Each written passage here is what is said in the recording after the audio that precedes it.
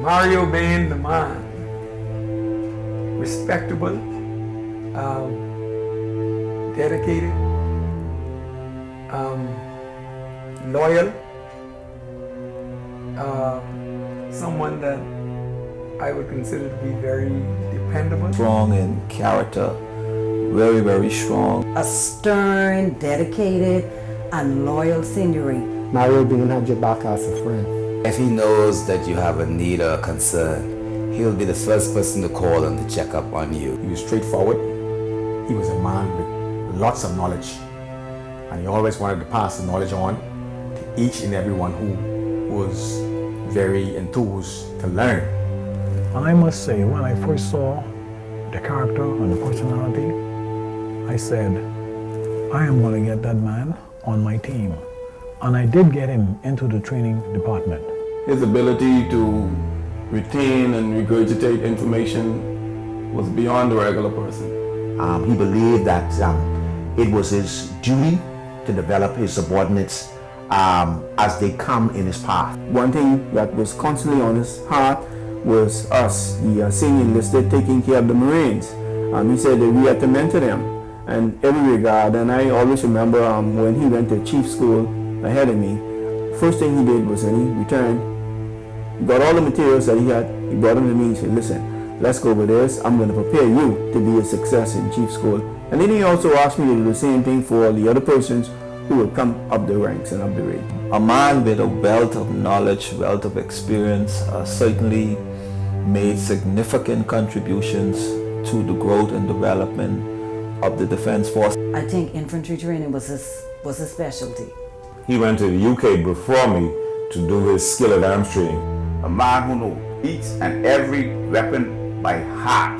He knows the firing mechanism of every weapon, and he read that to you without even looking in a manual. So if you mess up on them guns, you sweat, then you know what happened after that. We learn about stripping the weapon blindfolded. I need to tell you, you have 10 seconds. Let's go, let's do it. Because if you're in a war, your weapon stop in the dark, you gotta know how to strip your weapon and get about working. Mario Bain was the most well-rounded individual I've ever met in the Royal Bahamas Defense Force.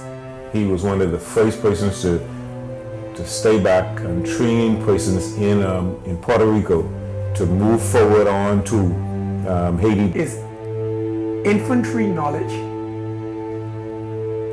was almost as good as his seamanship knowledge, and you know, I was always baffled by it because usually most persons would go down one side. You'd either be strong as an infantry individual or strong as a seaman.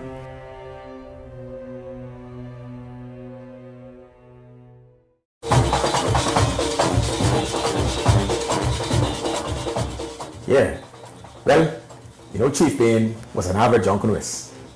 I believe he started from the Foxtrot Congos, or maybe even before that.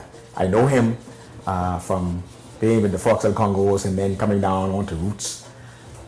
Oh, when it comes to junkanoo'r now, you know, he knew everything about junkanoo'r. Boy, you didn't want to get into a junkanoo'r conversation with him because that could last for hours and hours and hours. I started with him along in the Music Makers. I did like about 2 years with them. I think it was his last year on Bay Street. He was rushing with, he was a member of Roots Junkanoo'r group. I don't know what was it with him and junkanoo'r, but he was deeply involved in his junkanoo'r thing. I know Mario, first of all, we used to rush for the... I think they were the Foxtrot Congos, something of that nature.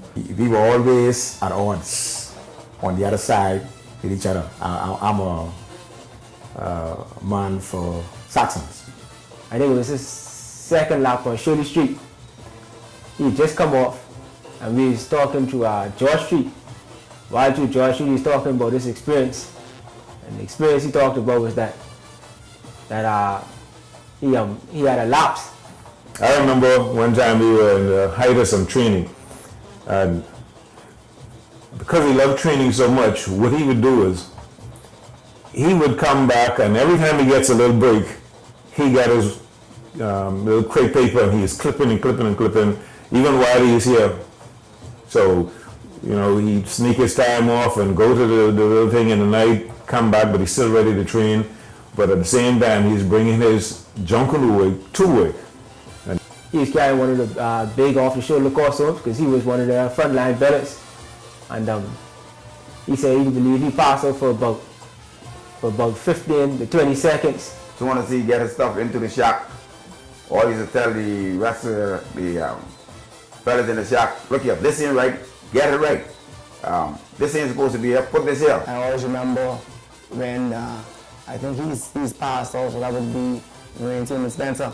Spencer sailed with Bain on the Dauntless craft, and him showing and explaining to the young Spencer about pasting, costumes, and all of that kind of stuff.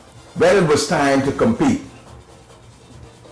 in my mind, I do not believe that there was anyone who engaged in competition and culture.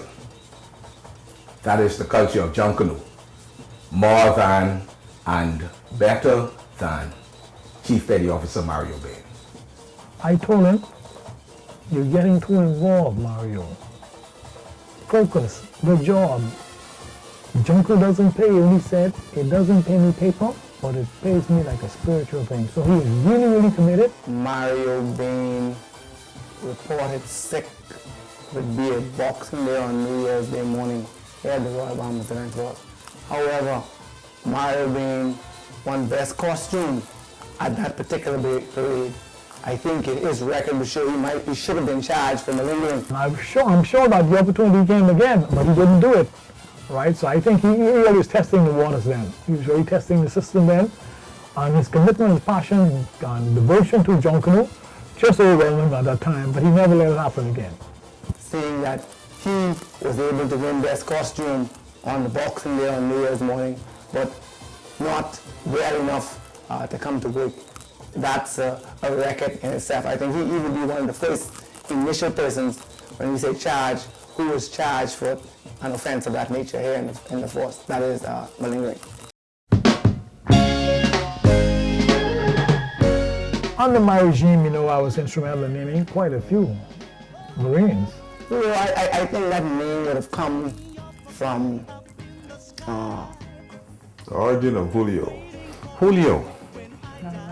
We couldn't call him that, training. We couldn't call him that. Julio. When I joined the job 25 plus years ago, that name was on him. I never really asked him or took it upon myself to find out exactly where that came from. Yeah, I never knew how Julio got his name. But that was Julio was just one of many of the names that he had. He had several nicknames, and then one moment they used to call him, what was it?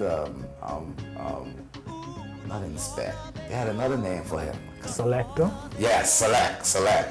What else? I'm trying to think.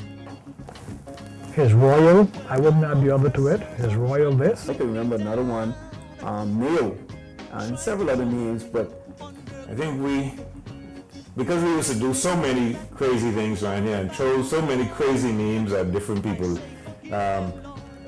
it went from Mayo to Julio. When I joined the force, and he was a member of the floaters team, I know that the guys used to call him Julio. Now, whatever Julio meant, I don't know.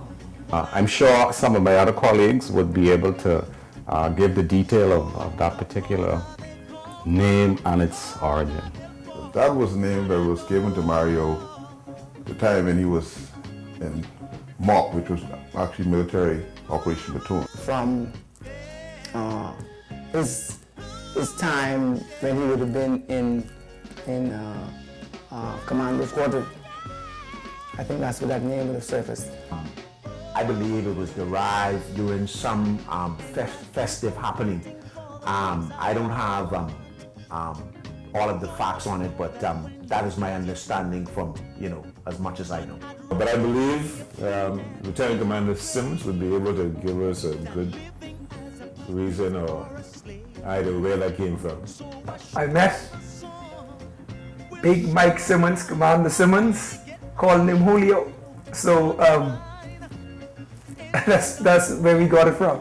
Julio, like I said, I think came when he was down in the commando squadron department.